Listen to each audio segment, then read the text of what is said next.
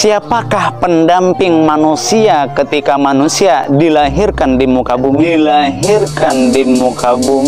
Ma minkum min ahadin illa wa qad ukila bihi qarinuhu minal jin.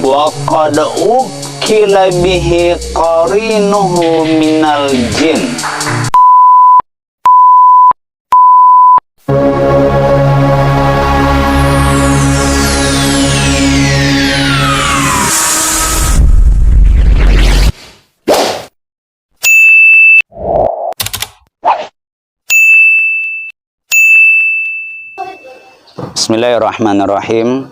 Assalamualaikum warahmatullahi wabarakatuh.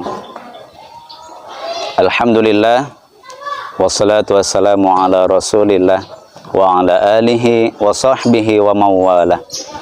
Rabbi syrah li sadri wa yassir li amri wahlul uqdatam min lisani yafqahu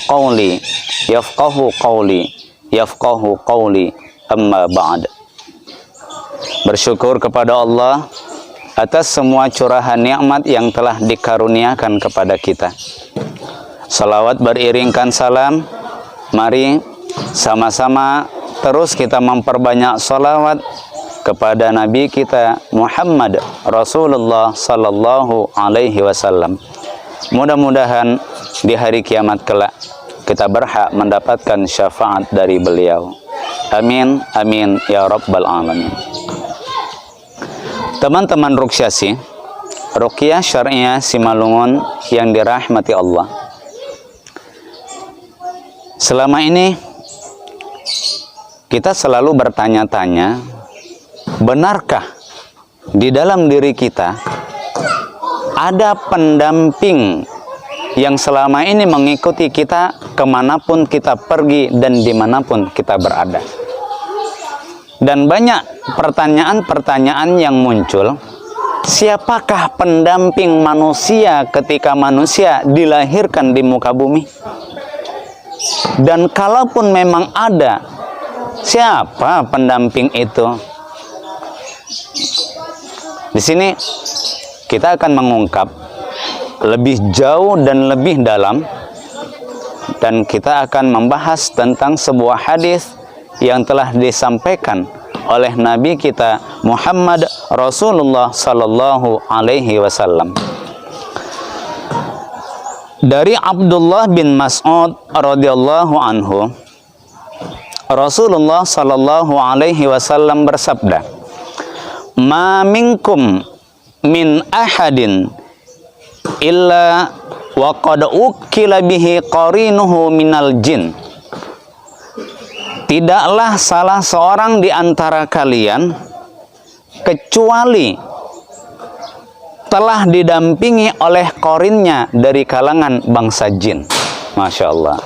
Jadi jelas ya, yang selama ini bertanya-tanya, adakah pendamping yang ada di dalam tubuhku? Adakah pendampingku semenjak aku dilahirkan di muka bumi? Dan ternyata jawabannya ada. Yang mendampingi manusia ketika manusia diciptakan di muka bumi, maka saat itu Allah juga mengutus pendamping yang disebut dengan korin.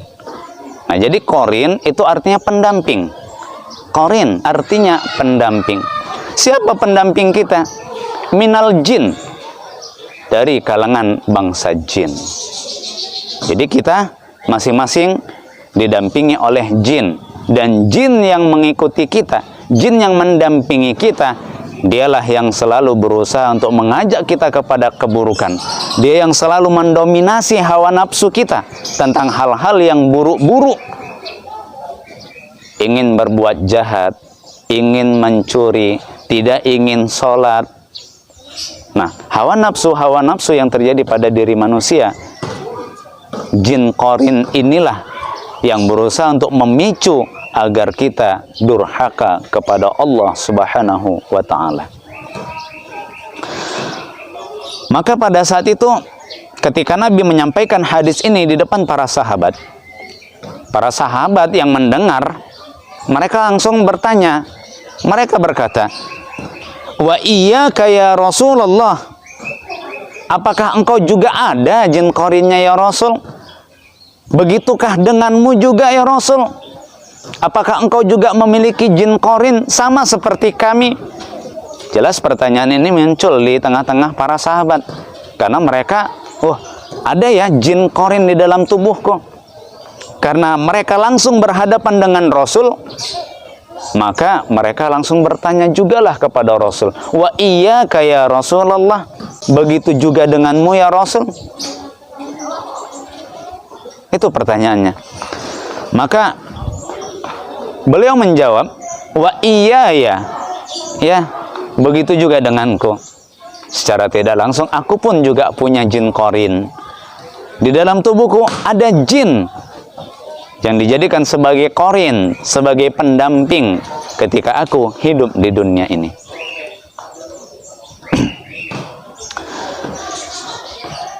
Teman-teman Ruqyah Syar'iyah Simalungun yang dirahmati Allah.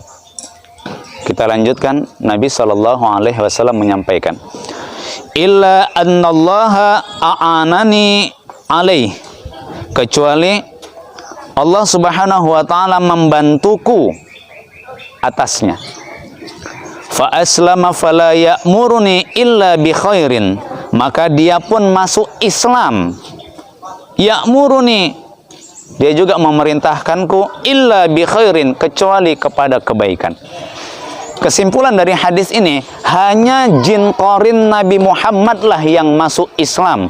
Sementara jin-jin yang ada di dalam tubuh umatnya, termasuk kita semua, jin qarin kita masih dalam keadaan kafir dan selalu mengajak manusia untuk kepada berbuat keburukan dan kejelekan. Hanya jin yang ada di dalam tubuh Nabi, hanya qarin Nabi dari kalangan bangsa jin yang diislamkan oleh beliau, dan jin tersebut masuk ke dalam agama Islam atas izin dari Allah Subhanahu wa ta'ala. Beda dengan kita sebagai umatnya, di mana jin kita dalam keadaan kafir dan selalu mengajak kepada kejelekan, keburukan, penuh dengan kesalahan dan dosa. Mudah-mudahan pertemuan kita diberikan ilmu yang bermanfaat dari Allah Subhanahu wa ta'ala, dan kita semakin bisa meningkatkan kualitas iman kita kepada Allah dengan memperbanyak ibadah kepadanya semata. Barakallahu fikum, billahi taufiq wal hidayah. Wassalamualaikum warahmatullahi wabarakatuh.